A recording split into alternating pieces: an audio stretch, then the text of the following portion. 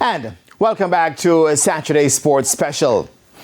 We begin with the news that the plan for the new-look Montego Bay Sports Complex was unveiled earlier this week. Dubbed the Hive, the revamped facility will be a multi-sport one aimed at driving Western sports tourism.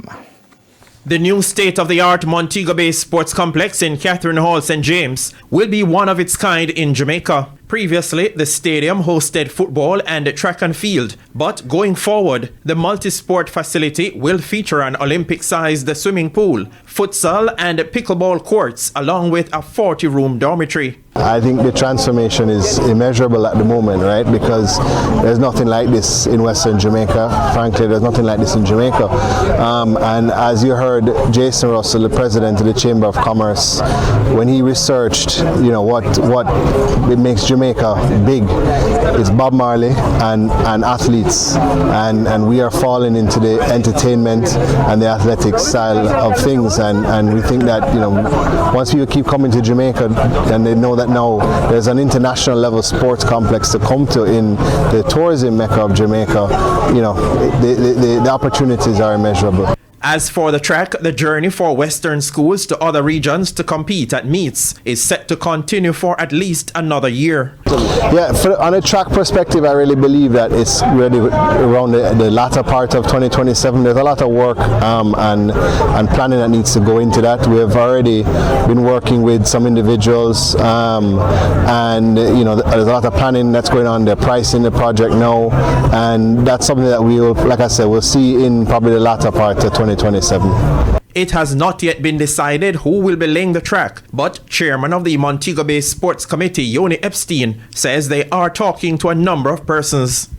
Some that have done extensive work here in Jamaica, but you want to make sure that you're picking the right partner that clearly knows what they're doing and can come in with the budget that we've put together for it.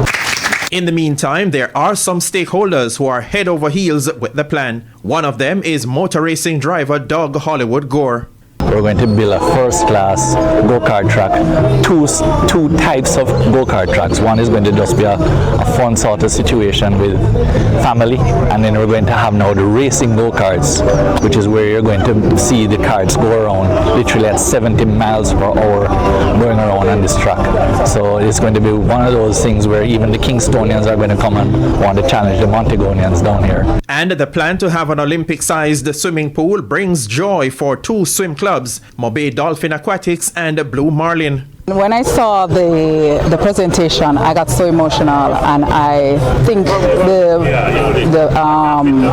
the team was in my dreams. They were looking at our visions and wanted to execute those dreams for us.